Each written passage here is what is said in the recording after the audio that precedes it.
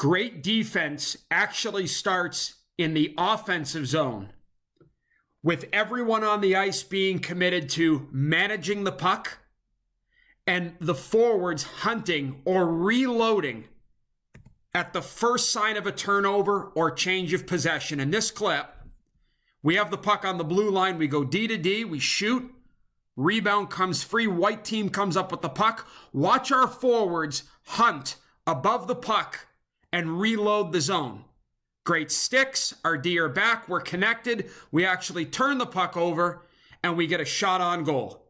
Great defense. Great defense versus the rush starts here by being committed to reloading in the offensive zone.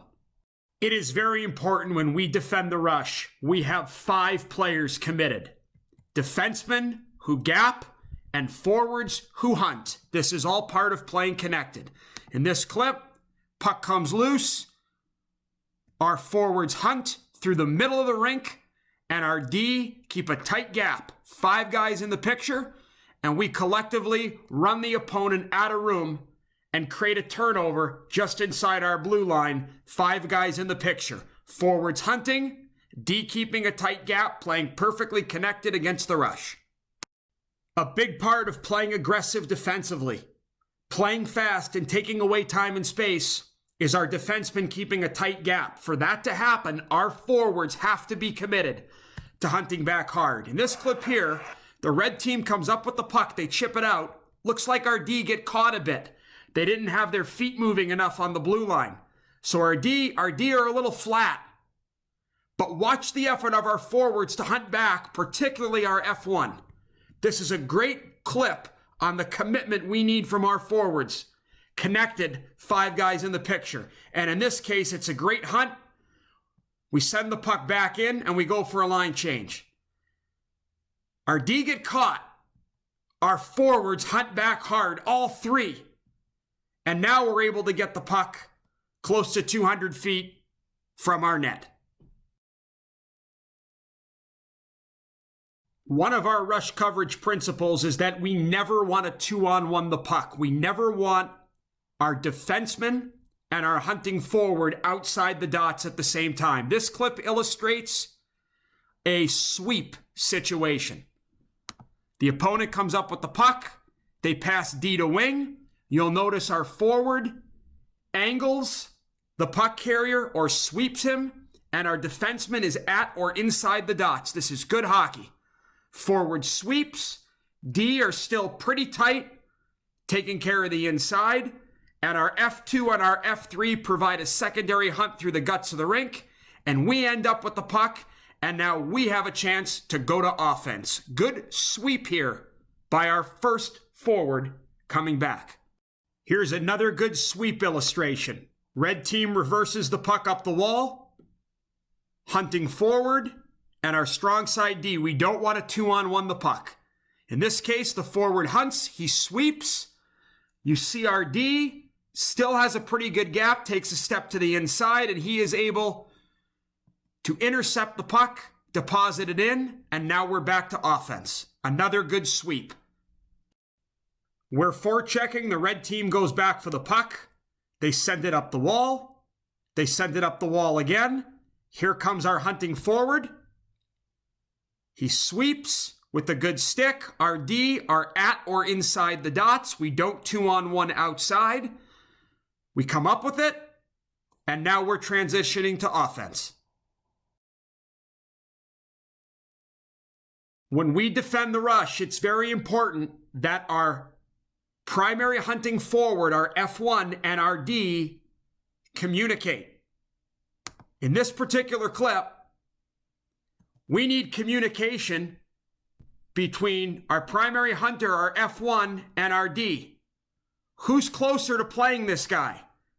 The rule is we don't want our D and our forward outside the dots 2-on-1ing the puck together. He's not going to be able to get to this guy, so we let the D play him.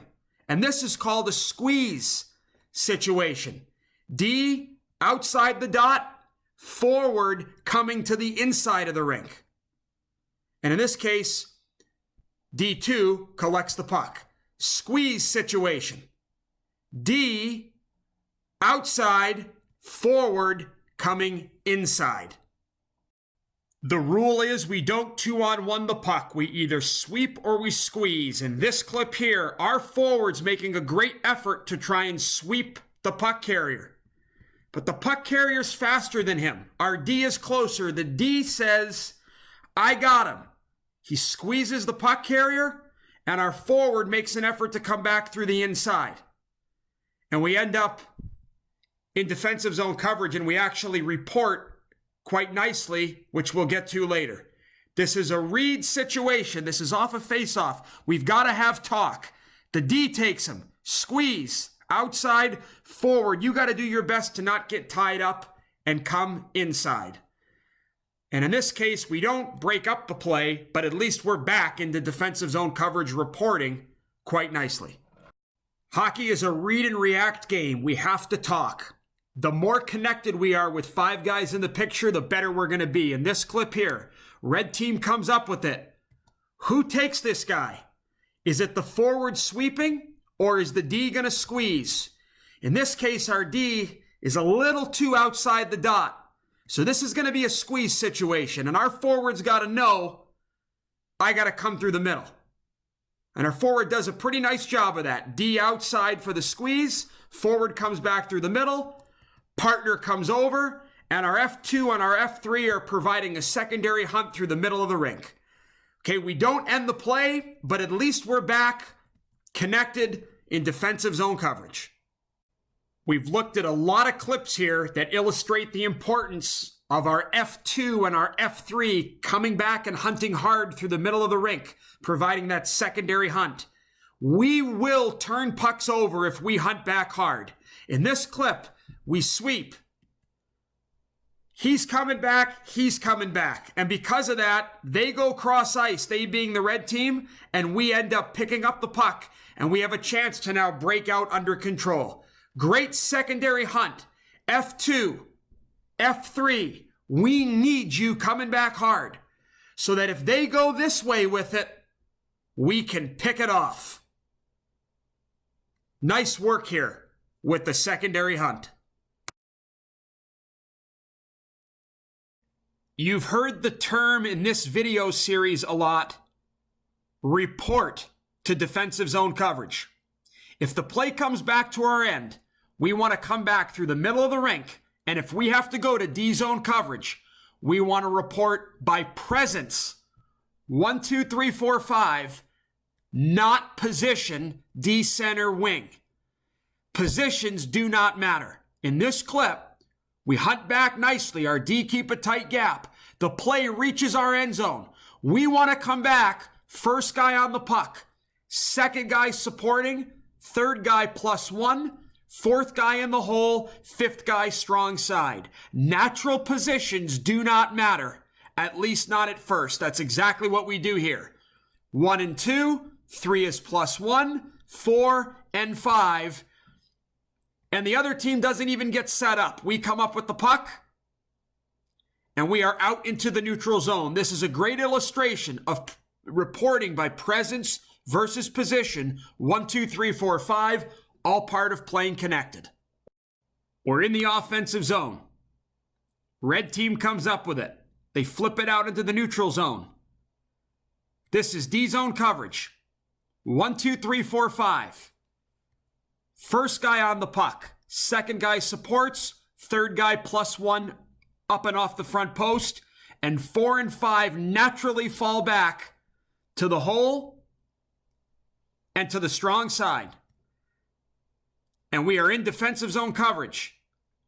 1, 2, 3, 4, 5. Perfectly connected.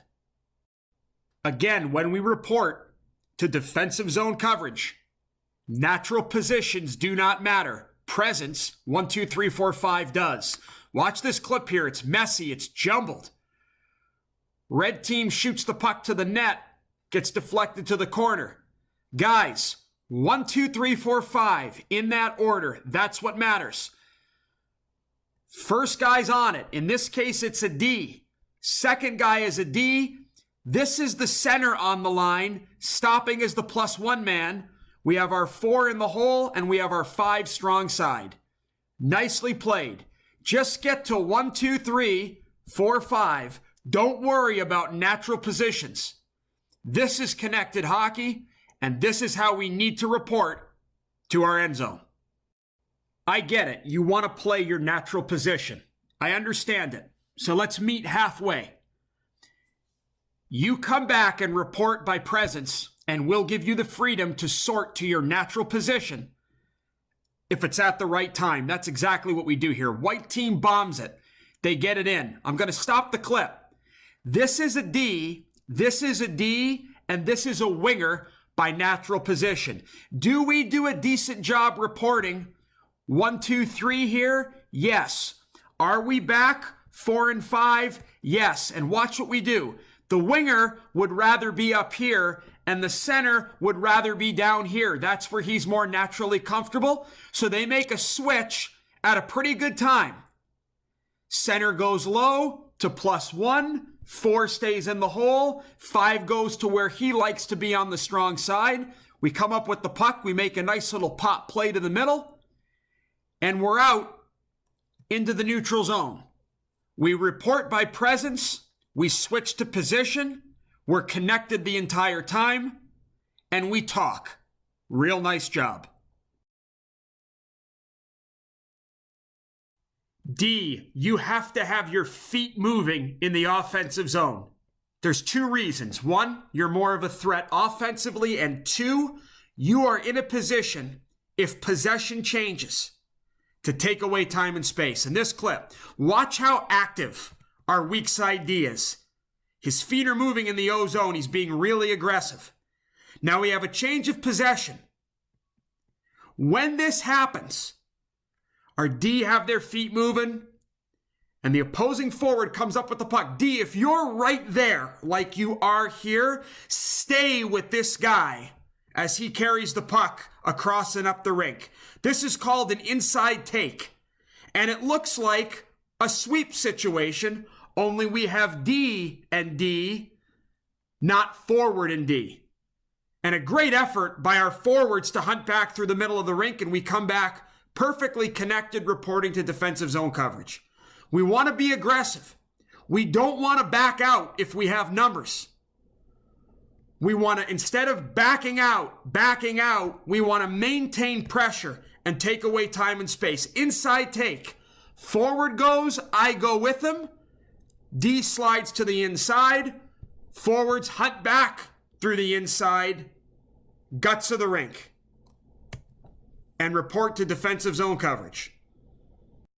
This clip here will illustrate a rush coverage concept called the step and sag. So we're in the offensive zone. Our defenseman 1 times the puck. It gets blocked. You'll notice the opposition takes middle ice. Our strong side D goes with him for inside take. He steps, and his partner sags in the other direction and is in the position to pick up the other forward, who in this case is the new puck carrier. And we're making the effort to hunt. We're connected. We have numbers back. This is called step and sag. We only want to use step and sag if the opposing puck carrier takes middle ice and his teammate falls underneath.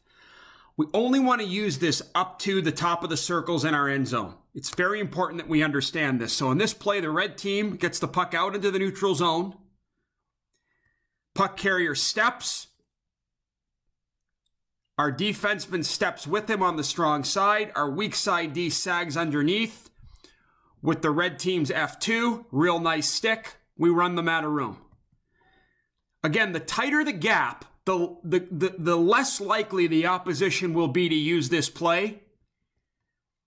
And the cutoff for us stepping and sagging is right about this area here, the tops of the circles. If this were to happen any deeper, we would just want our defensemen to play long body, long stick, and hold their ice. We are in the offensive zone. White team comes up with the puck. This is a pretty big gap on the part of our defenseman. Our hunting forward is going to fight like heck to try and sweep the opponent off the puck. Okay, but the D is closer. Now we get the gap pretty tight. First forward back. If you look up and see that it's a 2-on-2 rush, by the time the play hits our blue line, just let the D handle the 2-on-2. You now need to look and see their late man. And what we want you to do in these situations is don't just look, open up if you can and find the guy. Find the guy. Look for him and see him. Find the guy. I can't pressure it anymore. It's hit the blue line. I'm going to give the rush to the D. I'm going to open up and I'm going to find the late guy. And in this instance, we have a real good secondary hunt by our F2 and our F3. If the opponent enters the zone and executes some form of outside delay, like a cutback or a stop up, and we have numbers, D, if you're close, play the puck carrier like we do here in this clip. Red team enters the zone. We have numbers. We have 4 to their 3 in this area here. The opponent does a little stop up. D, get right on him. This is all part of playing fast and taking away time and space. Pressure that puck carrier. And in this case, we sort out nicely the defensive zone coverage. We'll call this 1, 2, 3, 4, and 5. So if the opponent executes an outside delay and we have numbers and our D is right there, get on the puck carrier and take away time and space. Sometimes the opponent will execute an outside delay, and like with the sweep or the squeeze situation, it's a read. Like in this case here, blue team gets the puck, they go D to wing in the neutral zone. The forward cuts back in blue, and we have a forward closer, so he just comes and sweeps. He plays it just like we would in the neutral zone in a sweep situation. We have 5 guys back. We're in pretty good defensive zone coverage and all as well. So if the opponent executes an outside delay, we have numbers, and it's the forward who's closer than the D, then it's like a sweep. Forward play the puck carrier, D is back, 5 in the picture, connected, and we sort things out in defensive zone coverage on the next play. Hopefully we don't give up odd man rushes in the form of 3-on-2s, but they do happen. When they do, we need 2 things. We need our D to play big and long, have poise, and stall the rush. That's the first principle. And then the second thing we need is we need our forwards, particularly our F1, to hunt back and try to turn the 3-on-2 into a 3-on-3. In this case, the red team has the puck.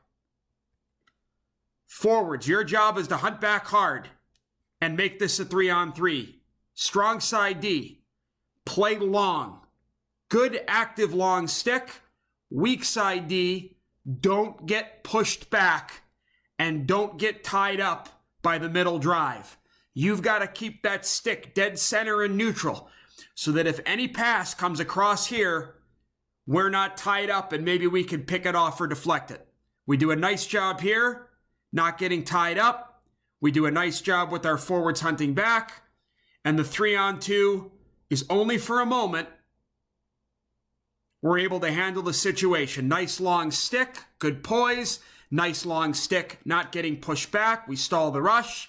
And our forwards make a great effort to hunt back hard. And we get connected in defensive zone coverage. Again, if we give up a 3-on-2, the goal is to make it a 3-on-3. A lot of teams will enter the zone with the puck carrier wide, middle drive, driving the middle, and third forward in the weak side dot lane. It's very important that our D and our hunting forwards communicate and we isolate 3 1-on-1s. The communication is really important on the part of our first forward back and our weak side D.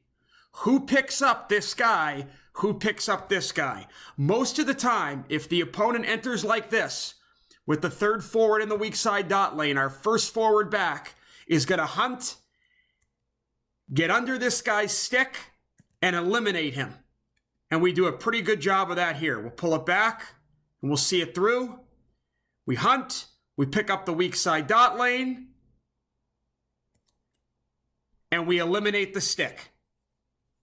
Nice job against the 3-on-2, where the third forward enters weak side dot lane. Another common entry that we see is a kick out to a middle drive. In this clip, white team has the puck. This to me is not a 3-on-2. This is a 3-on-5, actually, if we look at the picture. Great secondary hunt from F2 and F3. If the opponent enters the middle, kicks out and drives, it's very simple. We're going to almost sweep and close ice here, one-on-one here, one-on-one here, don't get beat to the net. And we do a real nice job here, not even giving up a shot on goal.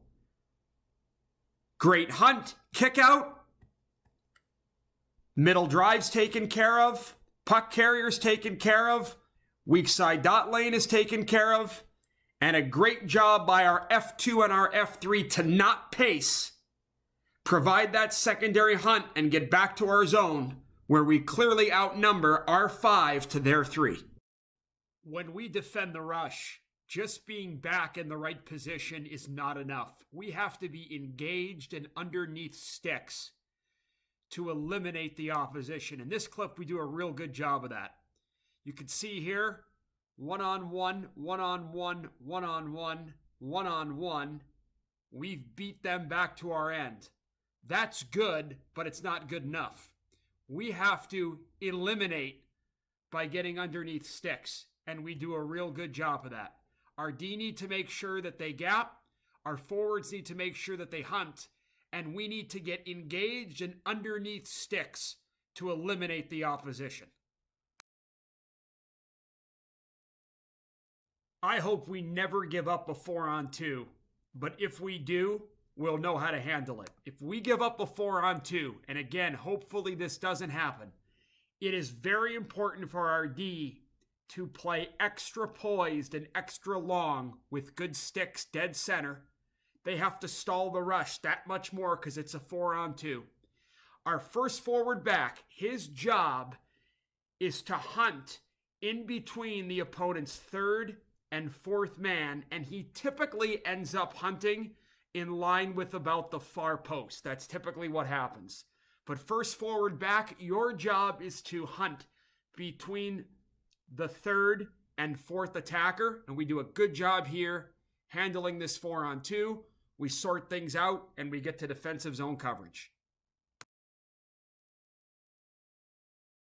One of the best times to make a line change is in the offensive zone by changing out the F3. In this clip, we deposit the puck. We forecheck. We forecheck hard. We forecheck effectively. We create a battle. Good triangle between our 3 forwards. What does this third forward do? He realizes he's been on the ice for 35, 40, 45 seconds. He goes for a change. This is a nice job. It takes a mature, disciplined player to make a line change in the offensive zone. That's what we need if we want to be fresh and play to our identity. Okay, this is a real important point about line changes. In this clip, we are in our defensive zone, and we've been there for a while. We're perfectly connected, 1 through 5. We work. We stay committed. We finally get a little bit of daylight on the scrum breakout. We just barely advance the puck out. No matter how tired we are in this situation, one of our 3 forwards, particularly our freshest, needs to stay on in forecheck to buy some time for his line mates to change, and we do a good job of that here. We can't have a situation where all 3 forwards skate to the bench for a change. We'd be allowing easy access to our zone. One of the forwards has to stay on in forecheck, and D, if you go for a change, you've got to change really fast, and you have to be absolutely sure in these types of situations. Being on offense is fun. It absolutely is. But sometimes if you're tired and your team's going up the rink, you've got to go for a change, and that's what we see here. We hunt back, great effort to get underneath the stick. We initiate a turnover, away we go. We want to go, we want numbers, we want to push the pace and get on the attack. But if we're tired, the smart, disciplined play is to go for a change. In this case, it's a D, but it drives the point home. When we go up the rink off the rush, we want numbers, but if we're tired, the smart player goes for a change and gets fresh legs on the ice. So if we go up the rink and we're tired, rushes 4, that's a good time to make a line change if we're tired and we have to. Another great time to make a line change is on firm deposits, such as this clip here. We go back for the puck, we hard rim, we get out, we're tired, we get the red line, which is so key. Always take one more step and get the line. Advance the puck all the way in behind their net, and this buys time for all 4 of our players away from the puck to change. And it really helps, just like when we scrum out to the neutral zone, if one forward stays on and forechecks, even if he just applies a little bit of pressure. We get the line, we deposit all the way, and that buys time, especially in the second period, for our 4 players away from the puck, our defensemen in particular, to change. Firm deposits are a great time to make a line change. Sometimes strategically bringing the puck back into our zone behind our net and stopping for a set breakout is a good time for a line change. In this clip here, we are in a scrum. We go to break out. Our D cuts back. He knows we're tired. He bumps to his partner behind the net. His partner bumps it back. We settle things down. And what does this do? It buys us time for 2 of our forwards to make a line change. Using the set breakout, trying to get in behind the net, is sometimes a good moment to make a change. It's very key in these situations, though. We can't just assume and go for a skate. We do a nice job of reading this. It looks like it's going to be okay. Now we go for our change, and I love this triangle where one of our forwards stays on. This is a good illustration of using play behind the net in the form of a set breakout to change our forwards. Here's another illustration of using the set breakout to make a line change. We have some struggles getting up the rink. We start out again, we cut back, we go in behind our net. This allows us to get all 3 forwards and one of our defensemen off the ice. But I can't stress this point enough. When we bring the puck back in, players away from the puck, you've got to look like we're doing here and be absolutely sure that the situation is calm before we make a line change. If we do it right, we can use the set breakout to sometimes change up to 4 players, which we see here in this clip. Well executed.